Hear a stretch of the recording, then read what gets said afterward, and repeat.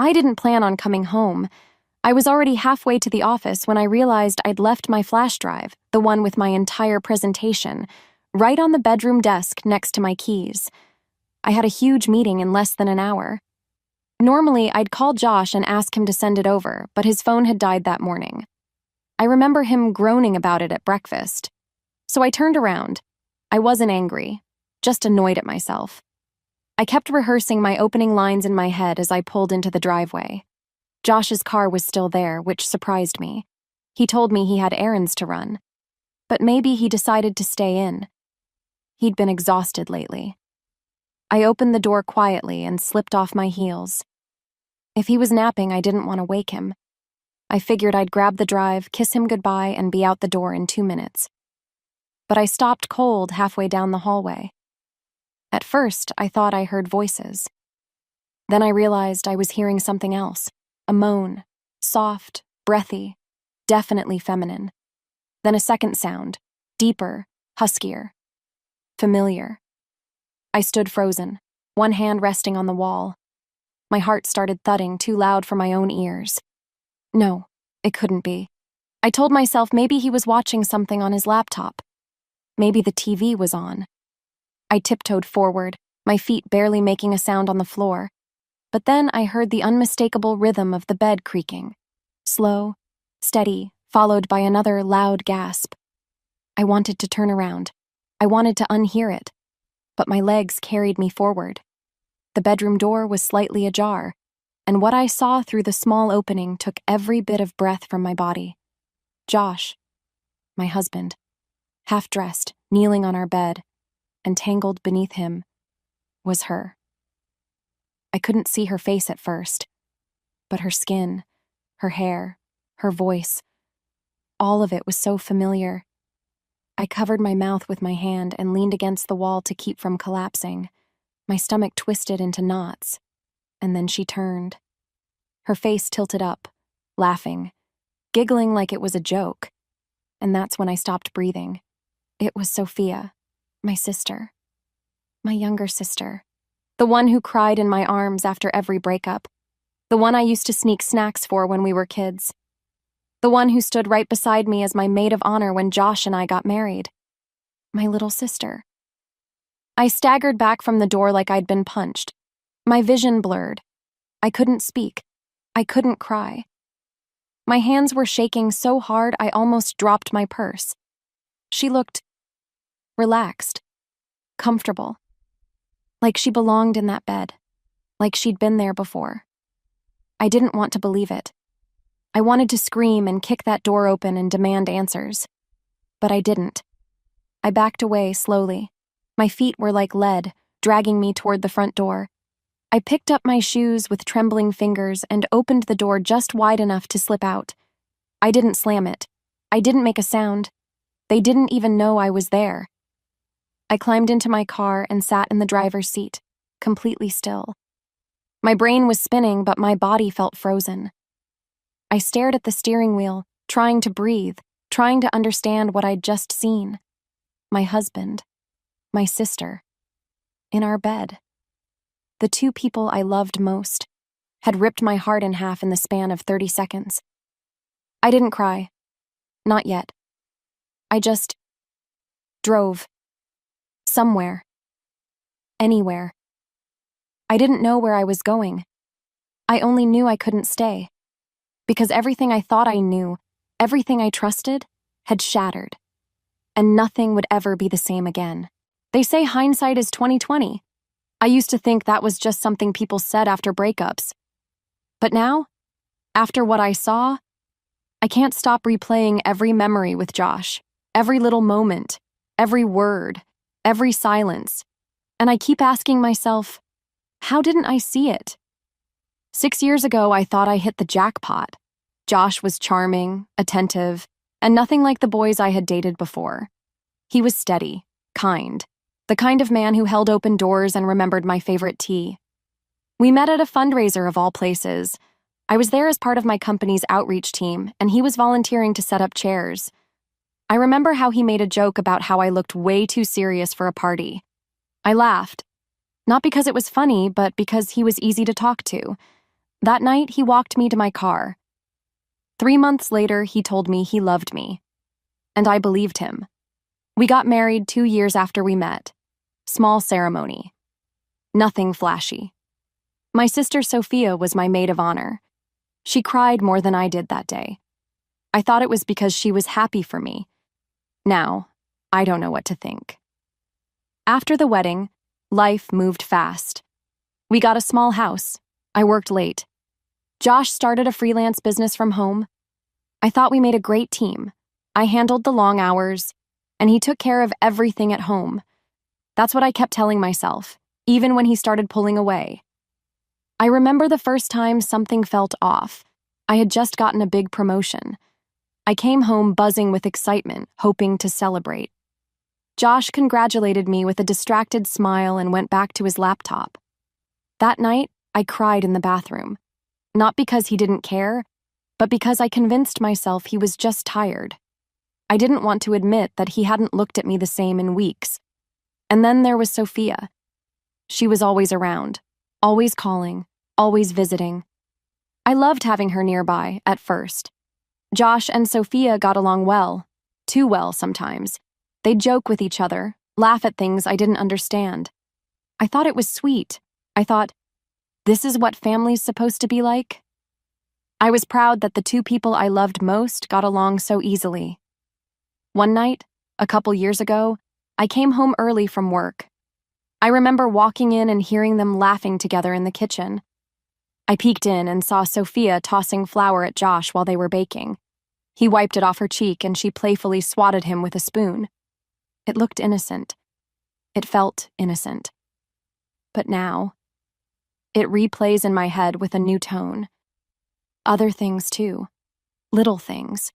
Like how Josh always made sure Sophia had a ride home. How he defended her when she messed up. How he once said she gets him in a way most people don't. Back then, I smiled at that. Now I want to scream. There were even nights I'd find Sophia asleep on the couch after a late dinner. Josh would cover her with a blanket. Once I came out of the bathroom and saw them sitting on the porch, whispering. They went silent when I stepped out. Josh said they were talking about a surprise birthday gift for me. I believed them. I believed everything. But now I realize the lies didn't start today. They didn't start last week. They've been growing for years, hiding in plain sight. And I was too blind to see. I don't know what hurts more, the betrayal itself, or the fact that I let it happen right in front of me. 6 years. 6 years of sharing a home, of building dreams, of planning a future. All while the man I loved was slipping further away and slipping into my sister's arms. And I never saw it coming. Maybe I didn't want to. Maybe a part of me always knew. But buried it so deep, I forgot to protect myself. Now the truth is out. And all I'm left with are questions. Did he ever really love me? When did it start? And how long has she been pretending to be my sister? I used to think Sophia had the sweetest smile. People always said she had that glow, the kind that made you feel warm, like you were safe just standing next to her. She smiled through everything. Family dinners, birthdays, breakups, even funerals. That smile never left her face. But now, I can't stop wondering what was behind it. I've been replaying every moment we ever shared, every hug, every inside joke, and that smile is always there, always soft, always bright. Now it feels like a mask. I keep going back to last Christmas. We hosted dinner at our house, just a small gathering. Mom, Dad, Josh, Sophia, and me. We all wore matching pajamas, took silly photos by the fireplace. Sophia brought a chocolate cake she baked herself and bragged about how Josh helped her decorate it. They laughed like it was some big secret. Back then, I thought it was cute. But now, I can't unsee the way he looked at her across the table. How her hand brushed his arm when she passed him the wine. How his eyes followed her when she stood to grab more napkins. I thought it was just sibling-like closeness. I told myself I was lucky to have a sister and a husband who got along so well, but maybe I was just naive. Even earlier than that, my birthday last year. I had to work late, and Josh said he'd planned something special. When I got home, there were candles lit and dinner on the table. Sophia was there too, wearing a dress she'd borrowed from me, standing beside Josh like they were co-hosts. They'd cooked the meal together. My favorite dish. She made the dessert. They sang to me. And when I looked at the two of them clapping and laughing side by side, I felt like the guest. That night, I went to bed early. Told them I was tired. I remember hearing them still in the kitchen, laughing softly while they cleaned up. I thought, wow, I have the most caring sister and husband in the world. But now I know better. Even when I got my promotion, the one I worked so hard for, Sophia was the first to hug me. She jumped up and down like a kid, cheering loud enough for the whole office to hear when she came to visit. Josh just smiled and said he was proud, but her eyes... Now I realize she looked too proud. Like my success meant something more than just celebration. Maybe it was guilt. Maybe it was competition. Or maybe she just liked watching me shine, knowing she was holding on to my shadow. And then there was the weekend trip to the cabin. Josh had planned it for the two of us, or so he said. But at the last minute, Sophia just happened to be free and wanted to tag along. I said yes, of course. Why wouldn't I? She was my sister, my best friend, my blood. We played board games, roasted marshmallows, and stayed up talking by the fire. I fell asleep early that second night. When I woke up, the house was quiet. I figured they had both gone to bed. But now, looking back, I wonder, were they really in separate rooms? Did I ever truly know what went on when I wasn't looking? Because Sophia was always there. Every milestone, every fight, every quiet evening, her smile was in the background. Her voice filled our home. She knew everything about me, and about Josh. And I let her in. I trusted her. I let her cry on my shoulder, sleep in my guest room, borrow my clothes, and share my husband's attention, thinking it was harmless. But it wasn't harmless. It was calculated. It was constant. And it was right under my nose. Now, when I close my eyes, I see that smile again. Not sweet, not warm, but sharp. Sharp enough to cut through everything I thought was real. I don't know when she stopped being my sister and started being whatever she is now. But I do know one thing. She never once looked guilty. And that smile? It never left her face. I didn't go home that night. After what I saw, Josh, my husband, in our bed with Sophia, my own sister, I couldn't bring myself to walk back through that door. I drove around aimlessly for hours. No music, no talking, just the sound of my own breathing and the crushing weight of betrayal pressing on my chest like a stone. Eventually, I ended up at a small motel on the edge of town. I paid cash. No questions asked. I didn't even take off my shoes when I got into the room. I just sat on the edge of the bed, staring at the wall like it might blink first.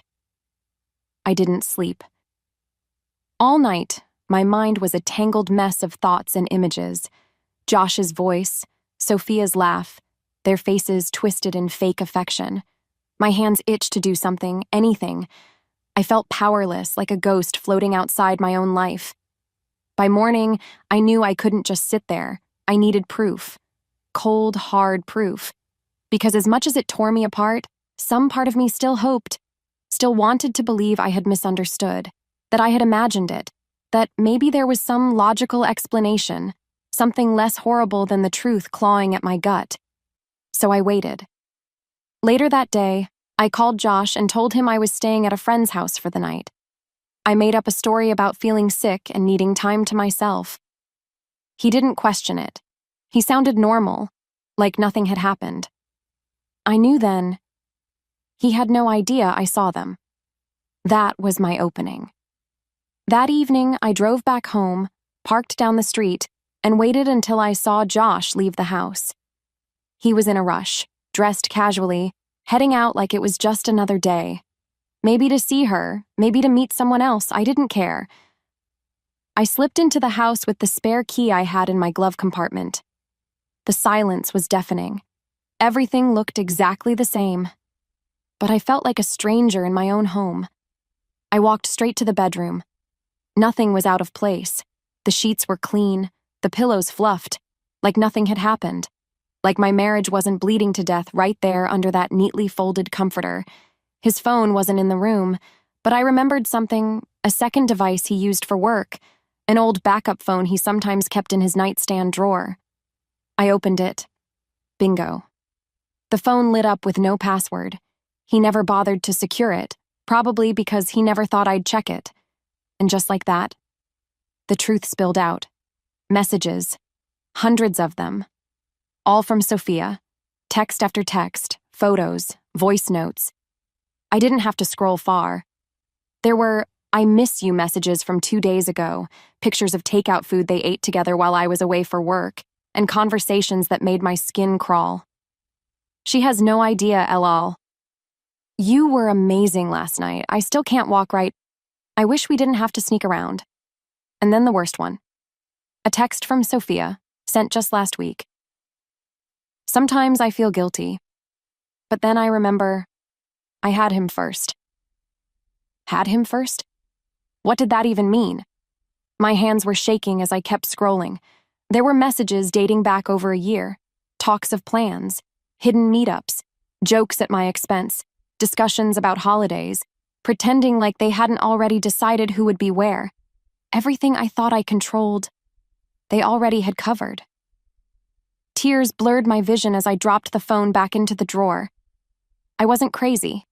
I wasn't overthinking. It was real.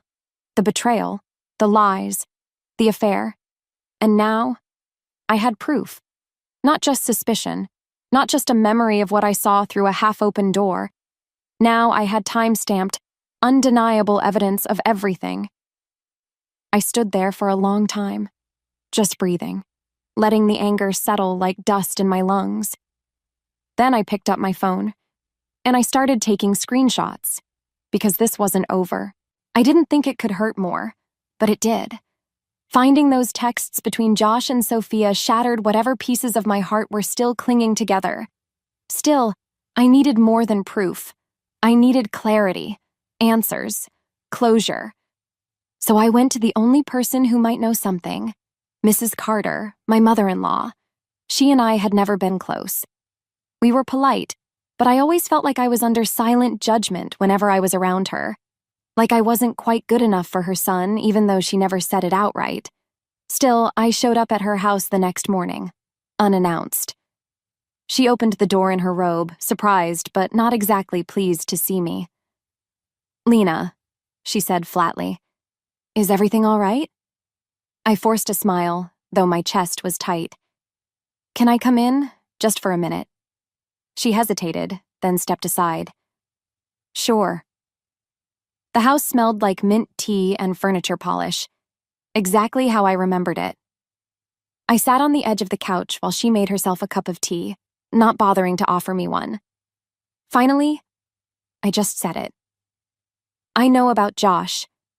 And Sophia." Her hand paused in midair. She didn't flinch. She didn't spill a drop. Slowly, she set the cup down and turned toward me. "So," she said, "you found out." I blinked. "Wait, you knew?" She nodded, calm as ever. "Not everything, but enough." I stared at her, my stomach twisting. "And you didn't say anything?" She didn't look guilty. If anything, she looked annoyed. "I warned Josh when he started getting too close to her, but he never listened, said it wasn't a big deal. Then, one day, she started showing up more often, sitting closer at dinner, helping him with errands. You were always working, always busy." I clenched my fists. "So you just watched it happen?" "I tried to talk to him," she said with a shrug. "But let's be honest, Lena. You were never what I pictured for him. I wanted someone who'd put him first. Someone who wasn't always chasing career promotions and working late into the night." My chest burned. "Are you seriously blaming me?" She looked straight at me.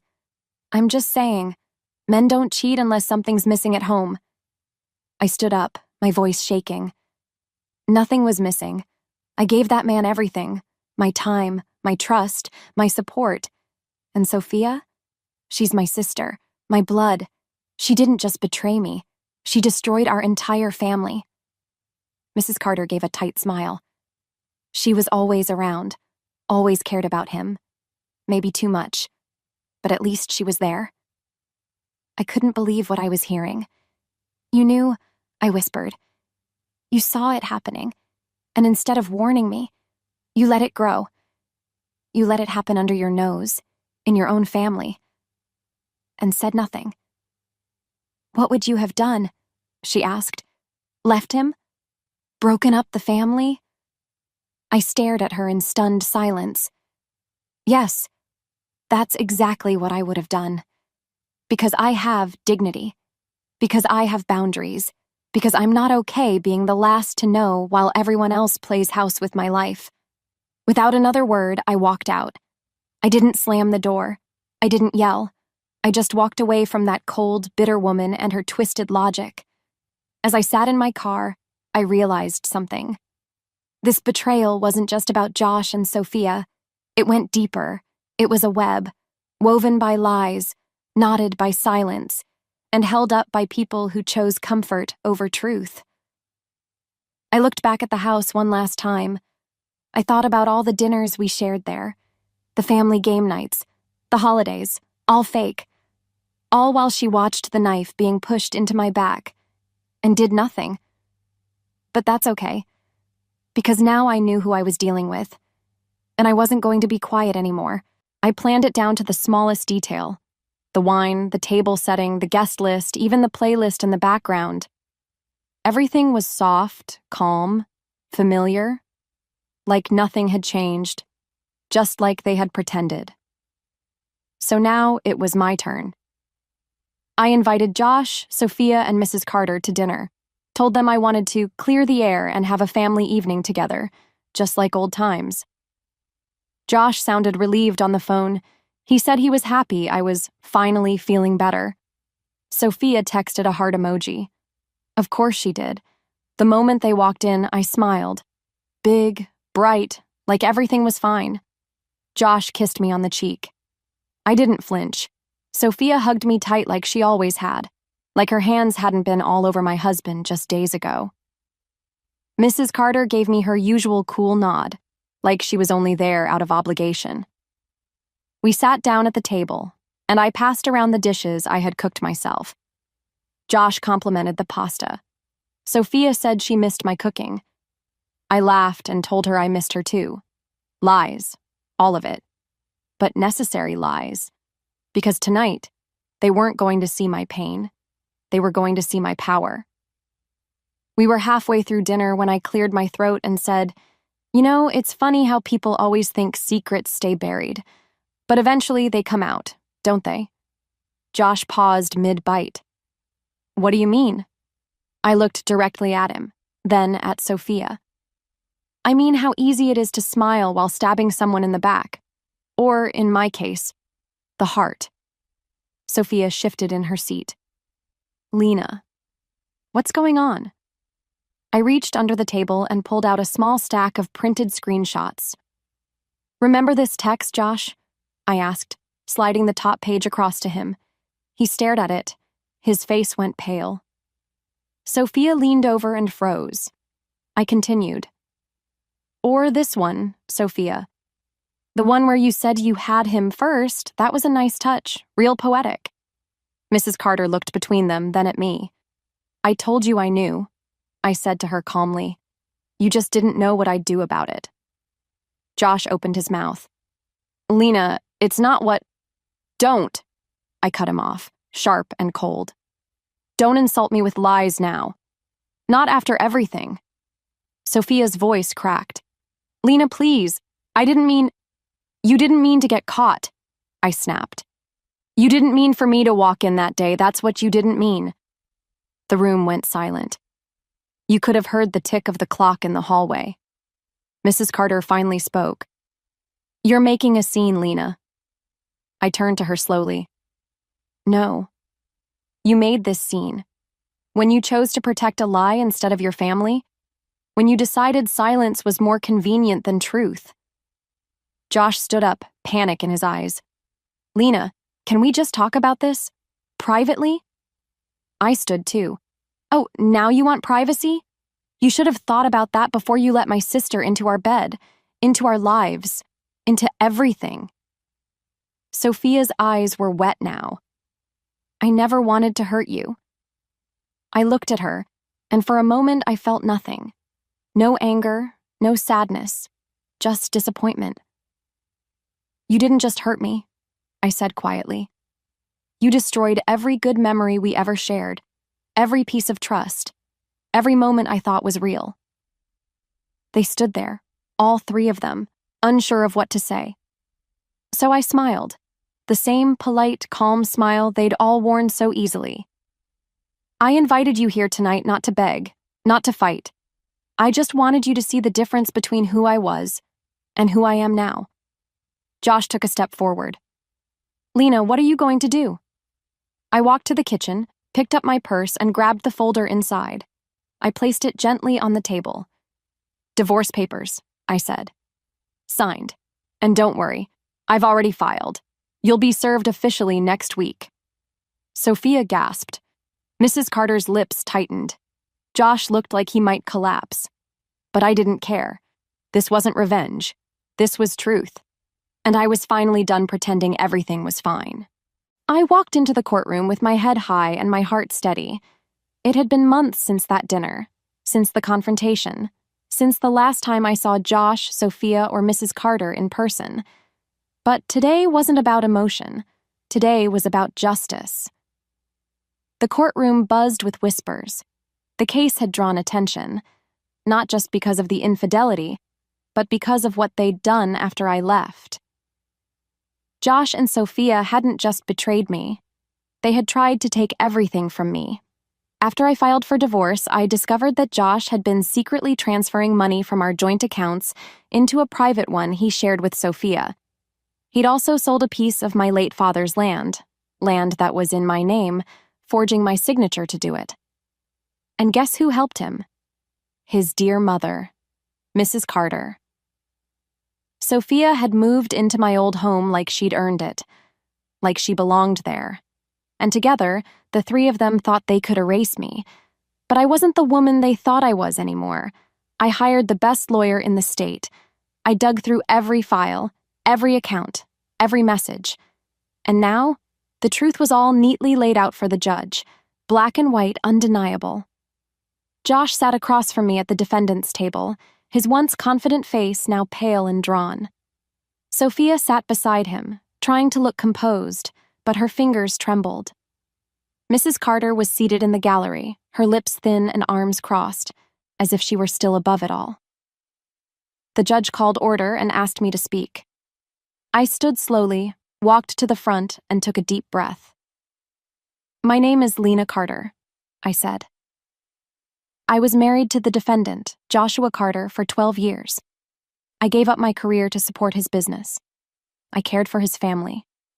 I trusted him and my sister with everything. I paused, letting the silence stretch. And in return, they stole from me. They manipulated documents, moved funds without my consent, and falsified my signature to sell a property that belonged to me. They committed fraud, and they did it with full knowledge and intent.